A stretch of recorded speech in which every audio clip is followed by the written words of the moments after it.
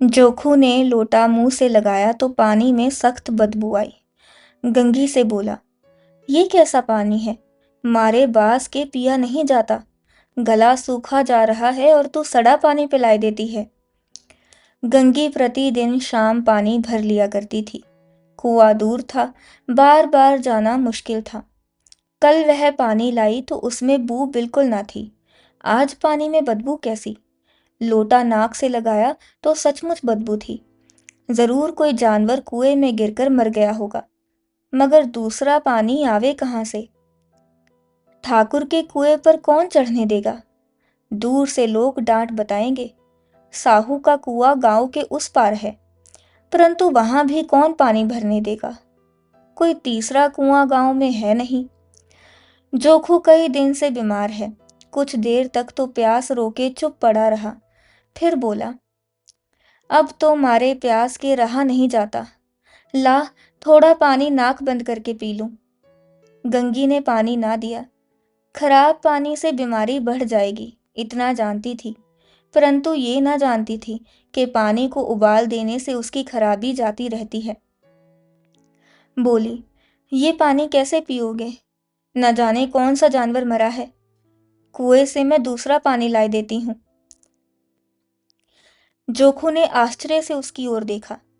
पानी कहाँ से लाओगी? ठाकुर और साहू के दो कुएं तो हैं, क्या एक लोटा पानी न भरने देंगे? हाथ पांव तुड़वा आएगी और कुछ ना होगा। बैठ चुपके से। ब्रह्म देवता आशीर्वाद देंगे। ठाकुर लाठी मारेंगे। साहू जी एक के पांच लेंगे। गरीबों का दर्द कौन समझता है? हम तो मर भी जाते हैं तो कोई द्वार पर झांकने नहीं आता। कंधा देना तो बड़ी बात है। ऐसे लोग कुएं से पानी भरने देंगे? इन शब्दों में कड़वा सत्य था। गंगी क्या जवाब देती, किंतु उसने वह बदबूदार पानी पीने को ना दिया। रात के 9 बजे थे। थके मांदे मजदूर तो सो चुके थे। ठाकुर के दरवाजे पर 10-5 बेफिक्रे जमा थे। मैदानी बहादुरी का तो अब ना जमाना रहा है न मौका। कानूनी बहादुरी की बातें हो रही थी। कितनी होशियारी से ठाकुर ने थानेदार को एक खास मुकदमे में रिश्वत दी और साफ निकल गए। कितनी अकलमंदी से एक मार्के के मुकदमे की नकल ले आए।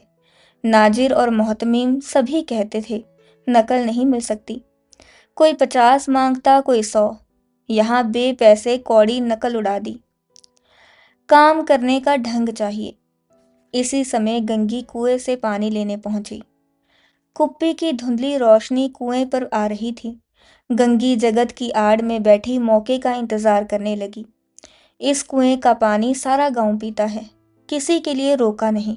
सिर्फ ये बदनसीब नहीं भर सकते। गंगी का विद्रोही दिल रिवाजी पाबंदियों और मजबूरियों पर चोटें करने लगा। हम क्यों नीच हैं और ये लोग क्यों ऊंच हैं? इसलिए कि ये लोग गले में तागा डाल लेते हैं। यहाँ तो जितने हैं एक से एक छठे हैं। चोरी ये करे, जाल फरेब ये करे, झूठे मुकदमे ये करे। अभी इस ठाकुर ने तो उस दिन बेचारे गडरिये की भेड़ चुरा ली थी और बाद में मारकर खा गया। इन्हीं पंडित के घर में तो 12 मास जुआ होता है। यही साहू जी तो घी में तेल मिलाकर बेचते हैं। काम करा लेते हैं, मजूरी देते नानी मरती है। किस किस बात में हमसे ऊंचे हैं।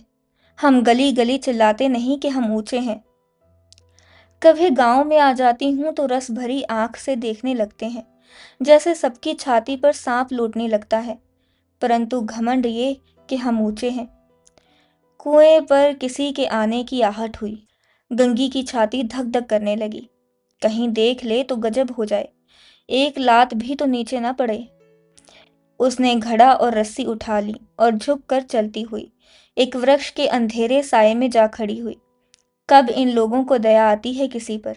बेचारे महंगू को इतना मारा कि महीनों लहू थूकता रहा। इसीलिए तो कि उसने बेगार ना दी थी। इस पर ये लोग ऊंचे बनते हैं। कुएं पर स्त्रियां पानी भरने आई थी।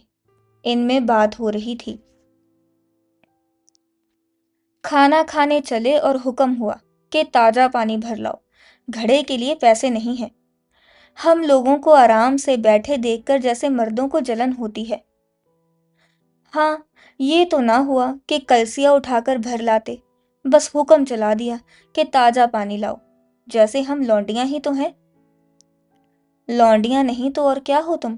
रोटी कपड़ा नहीं पाती, 10-5 रुपए भी छीन झपट कर ले ही लेती हो। और लौंडियां कैसी होती हैं?